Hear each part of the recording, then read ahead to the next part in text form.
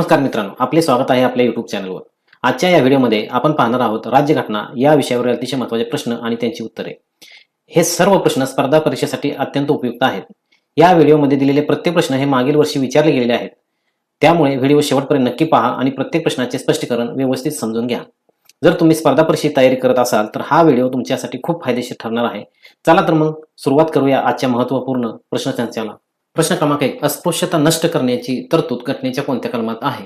तर पर्यायामध्ये काय दिलेले आहेत? 14, 15, 16, 17. तर पर्याय क्रमांक 4 हे उत्तर बरोबर आहे. घटनेच्या अस्पृश्यता नष्ट करण्याची तरतूद घटनेच्या 17व्या कलमात आहे. तर कलम 17 नुसार अस्पृश्यतेचे निर्मूलन करण्यात आले आहे. प्रश्न क्रमांक 2. उच्च न्यायालयातील न्यायाधीशांची नियुक्ती कोण करतात? तर पर्याय दिलेले आहेत त्यांनी. तर त्याच्यामधील बरोबर उत्तर कुठलं आहे? तर पर्याय क्रमांक 3 हे बरोबर उत्तर आहे. उच्च न्यायालयातील न्यायाधीशाची नियुक्ती कोण करते? राष्ट्रपती करतो. Question number 3. पुढे दिलेल्या भारतातील वित्त आयोग व त्याचे अध्यक्ष यांच्या जोडीपैकी कोणती जोडी चुकीची आहे? तर त्यामधील कुठली जोडी चुकीची आहे? पर्याय क्रमांक 1. 11वा वित्त आयोग व त्याचे अध्यक्ष हे जे दिलेले आहेत केसी पंत हे चुकीची जोडी आहे. तर 10वा जो वित्त आयोग होता त्याचे केसी पंत हे अध्यक्ष होते. 11वाचे कोण होते? तर एम खुसरो हे 11वा वित्त आयोग यांचे अध्यक्ष होते. 12वेचे कोण होते? सी रंगराजन. 13वेचे विजय कोळका आणि 14वेचे वाय व्ही रेड्डी. हे बाकीचे ऑप्शन बरोबर आहेत. पर्याय क्रमांक 1 हा चुकलेला आहे. प्रश्न क्रमांक 4. कितव्या घटना दुरुस्ती अन्वये भारतीय घटनेच्या 8व्या परिशिष्टातील भारतीय भाषांची संख्या 22 झाली आहे? पर्याय क्रमांक 2. 92वी. 92व्या घटना दुरुस्तीनुसार 8व्या परिशिष्टातील भारतीय भाषांची संख्या 22 करण्यात आली आणि या घटना दुरुस्तीने बोडो, डोंगरी, संथाळी आणि मैथिली या भाषांचा समावेश केला. प्रश्न क्रमांक 5. भारतीय संविधानातील कोणत्या कलमानुसार लोक कल्याणासाठी सामाजिक व्यवस्था करण्याची तरतूद आहे? तर कलम 41, कलम 42 आणि कलम 38. तर याचे बरोबर उत्तर आहे पर्याय क्रमांक 4 कलम 38. तर भारतीय संविधानाच्या क्रमांक 38 नुसार लोक कल्याणासाठी सामाजिक व्यवस्था करण्याची तरतूद आहे. सदर तरतूद ही मार्गदर्शक तत्वात समाविष्ट आहे. प्रश्न क्रमांक 6. राज्य घटना दुरुस्ती पद्धती कोणत्या कलमामध्ये नमूद करण्यात आली आहे? तर कुठला पर्याय बरोबर आहे? याच्यामधला पर्याय नंबर 2 368. तर राज्य घटना दुरुस्ती पद्धती 368 कलमामध्ये नमूद करण्यात आली आहे. प्रश्न क्रमांक 7. युद्ध घोषित करण्याचा व समाप्त करण्याचा अधिकार कोणाला आहे? तर कोणाला युद्ध घोषित आणि समाप्त करण्याचा अधिकार? राष्ट्रपती यांना आहे. राष्ट्रपती आपला हा अधिकार केंद्रीय मंत्रिमंडळाच्या सल्ल्याने वापरतात. Question number 8. जिल्हा न्यायाधीशांची नेमणूक कोण करतात? तर पर्याय क्रमांक 2 हे त्याचे बरोबर उत्तर आहे. राज्यपाल उच्च न्यायालयाच्या न्यायाधीशासोबत चर्चा करून जिल्हा न्यायाधीशांची नेमणूक करतो. त्याच्यानंतर क्वेश्चन नंबर 9. एकूण लोकसभेच्या सदस्य संख्येच्या किती टक्केपेक्षा जास्त एवढी मंत्र्यांची संख्या असता कामा नये? तर किती? पर्याय क्रमांक 2 15. लोकसभेच्या एकूण सदस्य संख्येच्या 15% जास्त सदस्यांचे मंत्रिमंडळ बनवता येत नाही आणि सन 2003 साली 91व्या घटना दुरुस्तीनुसार सदर तरतूद केली गेली आहे. प्रश्न क्रमांक 10. डॅश डॅश व मंत्र्यांनी दिलेला सल्ला हा राष्ट्रपतींना बंधनकारक असतो. तर याचं उत्तर बरोबर कुठला आहे? पर्याय क्रमांक 2. पंतप्रधान व मंत्र्यांनी दिलेला सल्ला हा राष्ट्रपतींना बंधनकारक असतो. प्रश्न क्रमांक 11. दोन्ही सभागृहांची राज्यसभा आणि लोकसभा समान अधिकार खालीलपैकी कोणते? तर पर्याय क्रमांक 4 हे बरोबर आहे. सगळे हे जे दिलेले आहेत ऑप्शन 1, 2, 3 हे सर्व बरोबर आहेत. आणीबाणीस मंजुरी, घटना दुरुस्ती आणि महाभियोग हे समान अधिकार दोन्ही सभागृहांना दिलेले आहेत. प्रश्न क्रमांक 13. इतिहासातील प्लासीची लढाई कोणत्या वर्षी झाली? तर पर्याय क्रमांक 2 हे त्याचे बरोबर उत्तर आहे. 1757. तर सन 1757 मध्ये प्लासीची लढाई इंग्रज व सिराजउद्दौला या दोघांदरम्यान झाली. या लढाईने इंग्रज सत्तेचा पाया भारतात घातला गेला. प्रश्न क्रमांक 14. संविधानातील कोणत्या कलमाद्वारे अस्पृश्यता नष्ट करण्यात आली? तर त्याचं उत्तर काय आहे? पर्याय क्रमांक 3 कलम 17. तर संविधानाच्या भाग 3 मधील कलम 17 नुसार अस्पृश्यतेचे निर्मूलन करण्यात आले आहे. अस्पृश्यतेचे कोणत्याही प्रकारचे समर्थन करणे हा गुन्हा ठरतो. प्रश्न क्रमांक 15. खालीलपैकी कोणता नकाराधिकार भारतीय राष्ट्रपतींना उपलब्ध नाही? तर कुठला नाही? पर्याय क्रमांक 2 गुणात्मक नकाराधिकार. प्रश्न क्रमांक 16. सामाजिक विमा हा विषय खालीलपैकी कोणत्या सूचीतील आहे? सामायिक सूची. प्रश्न क्रमांक 17. जनहित याचिकेद्वारे न्यायालयीन सक्रियता ही संकल्पना सर्वोच्च न्यायालयाने कोणत्या साली सर्वप्रथम वापरली? तर कुठल्या साली वापरली आहे? पर्याय क्रमांक 2 1971 या साली वापरली आहे. प्रश्न क्रमांक 18. घटनेतील कलम 51 अनुसार मतदानाचा हक्क बजावणे हे प्रत्येक नागरिकाचे मूलभूत कर्तव्य असते. हे विधान पर्याय क्रमांक 1 संपूर्ण चुकीचे विधान आहे. प्रश्न क्रमांक 19. नियोजन आयोग ही डॅश डॅश स्वरूपाची संस्था होती. तर याचं उत्तर कुठलं आहे? 19 नंबरचं पर्याय क्रमांक 2 सल्लागार. नियोजन आयोग ही सल्लागार स्वरूपाची संस्था होती. नियोजन आयोगाच्या जागी नीती आयोग करण्यात आला. भारतात 1 एप्रिल 1951 पासून नियोजन आयोगाची सुरुवात झाली. प्रश्न क्रमांक 20. महाराष्ट्रात लोकसभेत व राज्यसभेत अनुक्रमे किती खासदार निवडले जातात? तर पर्याय क्रमांक 1 हे त्याचे बरोबर उत्तर आहे. 48 आणि 19. महाराष्ट्र लोकसभा सदस्य 48 आणि राज्यसभा सदस्य 19. असे निवडले जातात. प्रश्न क्रमांक 21. खालीलपैकी कुठल्या पदाचा संविधानात उल्लेख नाही? तर पर्याय क्रमांक 2 हे त्याचे उत्तर बरोबर आहे. तर उपपंतप्रधान पदाचा संविधानात कुठेही उल्लेख आढळत नाही, त्यामुळे ह्याचा उल्लेख नाही. प्रश्न क्रमांक 22. खालीलपैकी कुठल्या घटना दुरुस्तीसाठी अर्ध्या राज्य विधानसभेच्या मान्यतेची आवश्यकता असते? तर याचं उत्तर आहे पर्याय क्रमांक 4. हे वरील तिन्ही ऑप्शन बरोबर आहे, त्यामुळे पर्याय क्रमांक 4 हे उत्तर. राष्ट्रपतीची निवड, त्याच्यानंतर राज्याचे संसदेतील प्रतिनिधित्व आणि घटनेत 7वी अनुसूची यासाठी या घटना दुरुस्तीसाठी अर्ध्या राज्य विधानसभेच्या मान्यतेची आवश्यकता असते. प्रश्न क्रमांक 23. घटना दुरुस्तीची सुरुवात कुठून होऊ शकते? तर पर्याय क्रमांक 3 हा बरोबर आहे, लोकसभा किंवा राज्यसभा.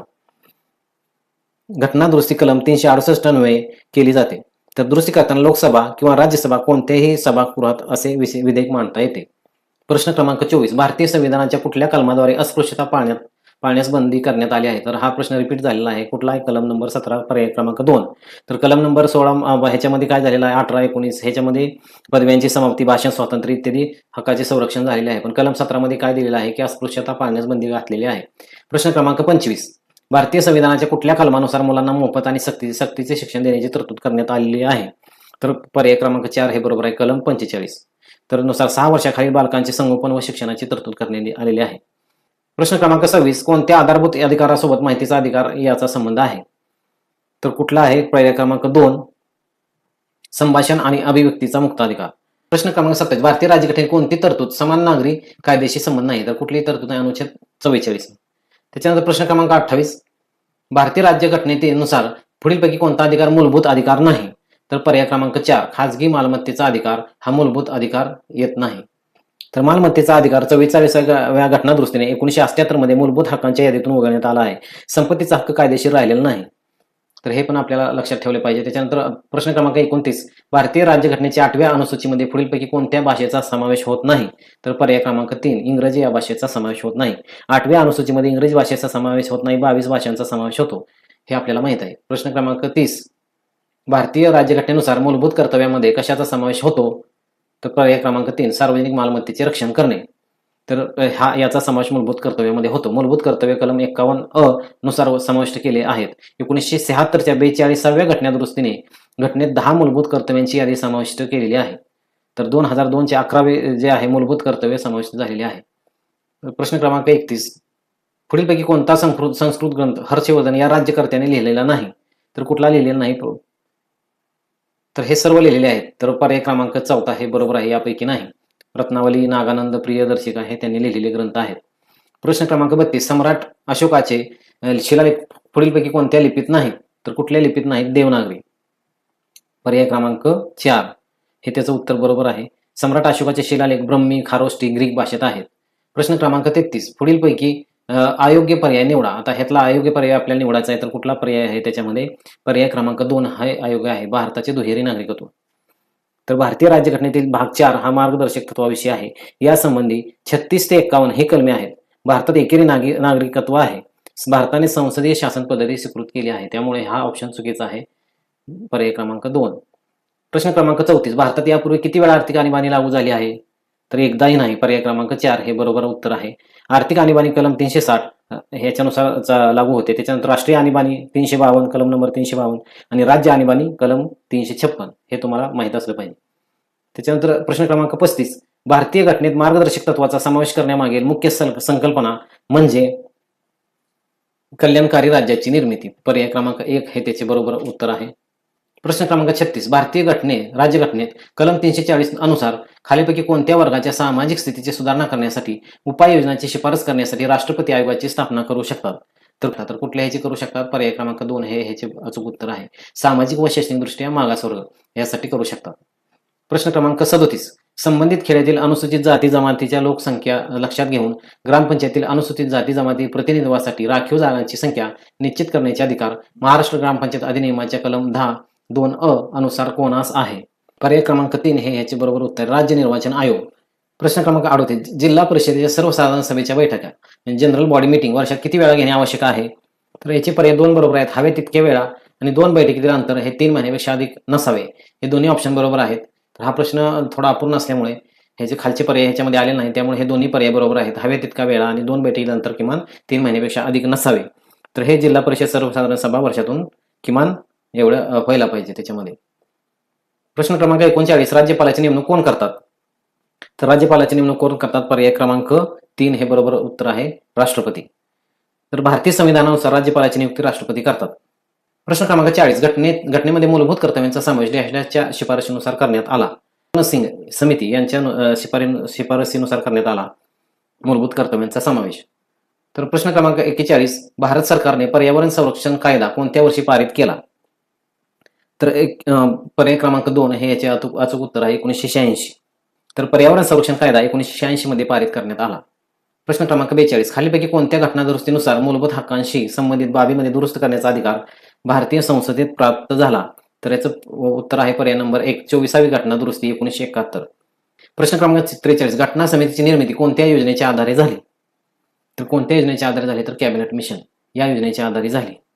प्रश्न क्रमांक 44, 42वी घटना दुरुस्ती किती साली संमत करण्यात आली? 1976 साली 42वी घटना दुरुस्ती संमत करण्यात आली. प्रश्न क्रमांक 45, उच्च न्यायालयाच्या न्यायाधीशाच्या निवृत्तीचे वय किती आहे?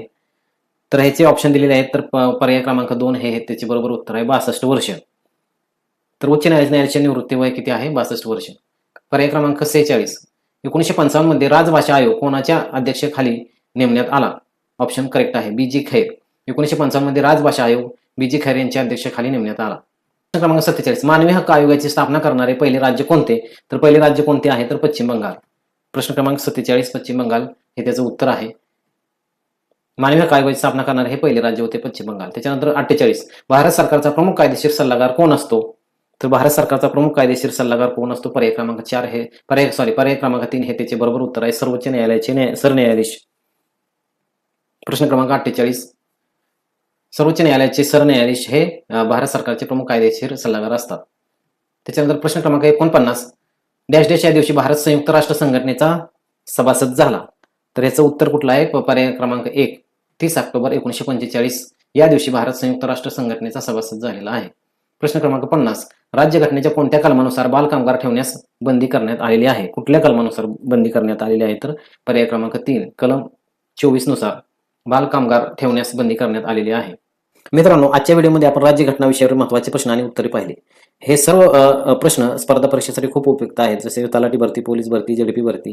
तुम्हाला हा व्हिडिओ आवडला असेल आणि अभ्यासासाठी उपयोगी वाटला असेल तर व्हिडिओला लाईक करा, चॅनलला सबस्क्राईब करा आणि आपल्या मित्रांना नक्की शेअर करा. धन्यवाद. पुन्हा भेटूया पुढच्या महत्त्वपूर्ण व्हिडिओमध्ये.